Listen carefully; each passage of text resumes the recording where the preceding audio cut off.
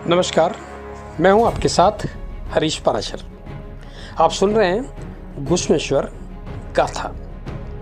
आपने अब तक सुना कि भगवान भोलेनाथ, भगवान शंकर के 12वें ज्योतिर्लिंग घुश्मेश्वर महादेव के 4 प्रहर आरती में मंगला और भोग आरती का क्या महत्व है।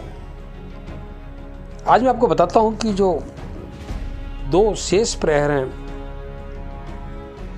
उनमें भगवान भोले शंकर की, भगवान घुश्मेश्वर नाथ की आरती किस तरह से होती है। चलिए इस अध्याय में आपको सुनाता हूँ शिव की 4 प्रहर आरती। यूँ तो शिव की चारों प्रहर की आरती क्रमशः मंगला, भोग, सांध्य व शयन आरती के रूप में होती है, लेकिन सांध्य आरती का अपना ही रोमांच है। खासियत यह है कि आरती के लिए बनाई गई बत्तियों में इस्तेमाल किया गया घी गांव वालों की सहभागिता का अनुपम उदाहरण है। यानी प्रतिदिन शिवाड़ के इस घुश्मेश्वर महादेव में आने वाले दर्शनार्थी ही अपने साथ कटोरी में अपनी क्षमता अनुसार घी लेकर आते हैं, जिसे जोत का घी कहते हैं। जोत यानी ज्योत। मुख्य गर्भगृह में बरसों से प्रज्वलित अखंड ज्योति से लेकर आरती तक में इसी ज्योत का घी इस्तेमाल होता है। आरती के लिए तैयारी भी अलग तरीके से होती है।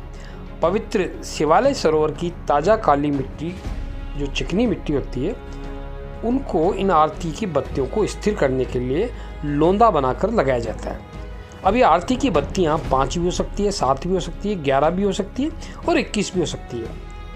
और कभी कभी तो जो खास मौके आते हैं महाशिवरात्रि और सावन में, तब 51 बत्तियों की भी आरती होती है। चांदी के आरती पात्र के साथ ऐसे खास मौक़ों पर आरती होती है। और महाशिवरात्रि जैसे मौक़ों पर तो हो सकता है कि 51 बत्तियों की संख्या भी बढ़कर ज़्यादा हो जाए। हालांकि ये बात सही है कि जितनी ज़्यादा बत्तियां होंगी, आरती का पात्र भी उतना ही विशाल होगा, और जाहिर है आरती करने वाले की क्षमता की परीक्षा होना भी तय है।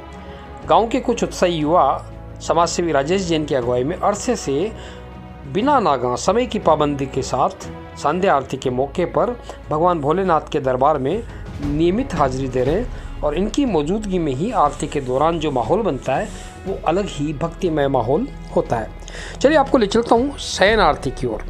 शिवाड़ में घुश्मेश्वर महादेव के रूप में विख्यात इस ज्योतिर्लिंग की महत्ता गांव के रक्षक के रूप में ज़्यादा है। शायद यही वजह है कि हमारे पुरखों ने शिव के लिए शयन आरती की व्यवस्था दूसरे देवालयों की तरह नहीं की। मंदिर का पुनर्निर्माण जब हुआ, यानी आज से करीब 900 वर्ष पहले, तब से ही प्रत्येक सोमवार को मंदिर के जो गर्भगृह है उसके सामने रात्रि जागरण होता है। सिर्फ सोमवार और महाशिवरात्रि का ही दौर ऐसा होता है जब मध्य रात्रि को घुश्मेश्वर महादेव की शयन आरती होती है।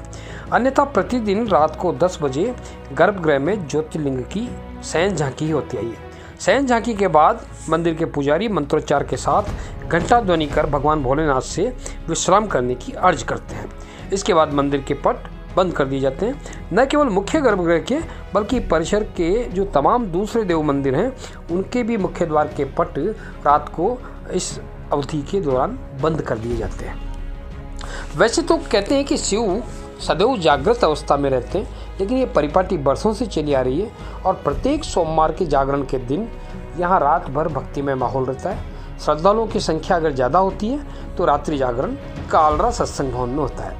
मंदिर परिसर में नियमित सत्संग की जो शुरुआत श्रद्धेय गोविंद नारायण पारिक जी ने की थी, वो आज भी जारी है, और मैं उनका प्रिय भजन आपको गा कर के सुनाता हूँ। शिव शंकर भोलेनाथ गहो मम हाथ, जगत हितकारी, सुन लेना विनय हमारी, सुन लेना विनय हमारी। इस प्रसिद्ध भजन की गूंज आज भी मंदिर परिसर में जब भजन का कार्यक्रम होता है, जब सामूहिक भक्ति संगीत का कार्यक्रम होता है, तब इस भजन की गूंज जरूर होती है। गांव के बुजुर्ग धर्म प्रेमी जगदीश जी ठाकुरिया व पंडित प्रदीप पाराशर के साथ भक्तगण आज भी इस परिपाटी को जीवित रखे हुए। और आस्था का अतिरेक यह है कि सत्संग के दौरान शिव का आह्वान करते हुए जो भक्त हैं वो गीतों की धुन पर खूब झूमते हैं, खूब नाचते हैं। महाशिवरात्रि के दिन तो मंदिर में जो जागरण है वो तो होता ही होता है, उसके साथ साथ पिछले कई वर्षों से घुश्मेश्वर मंदिर ट्रस्ट की ओर से दशहरा मैदान में एक बड़ी भजन संध्या का कार्यक्रम भी होता है। अब सवाल ये है कि ये जलहरी जो है, इसका पूजा का जो जलमग्न करने का अवधि है, जो प्रहर है उसके अनुरूप किस तरह से होती है। देखिए, शेष 11 ज्योतिर्लिंगों का जो तेज है वो भी इस 12वें ज्योतिर्लिंग में है, इसलिए इसको शीतल रखना जरूरी है। भोग आरती के बाद अपराह्न 4 बजे जलहरी को सघन किया जाता है, यानी शिव के इस ज्योतिर्लिंग को जलमग्न किया जाता है। इसके बाद पूरे 12 घंटे यानी अगले दिन तड़के 4 बजे ही जलहरी को खाली किया जाता है। सीधे तौर पर यूँ कहूँ तो शिवाड़ महादेव के जो दर्शन करने वाले आने वाले लोग हैं, उनको अगर साक्षात ज्योतिर्लिंग का दर्शन करना है तो वो तड़के 4 बजे से लेकर सुबह 8 बजे तक और दोपहर 12 बजे से शाम 4 बजे तक ही कर सकते हैं। शेष समय ज्योतिर्लिंग या तो पूर्ण रूप से या आंशिक रूप से जलमग्न ही रहता है। खैर, शयन झांकी के दौरान मंदिर के पुजारी भोलेनाथ से विश्राम करने का भले ही निवेदन करते हो, लेकिन भोलेनाथ तो सदैव जागते हुए अपने भक्तों की चिंता करते हैं और यही महाशिवरात्रि पर जो भोलेनाथ की 4 प्रहर पूजा होती है उसका अलग महत्व है। शिव के जो चारों प्रहर की आरती का एक साथ दर्शन करते हैं वो तो सचमुच बहुत धन्य है।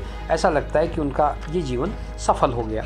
घुश्मेश्वर गाथा की इन अध्यायों की कड़ी में आज इतना ही।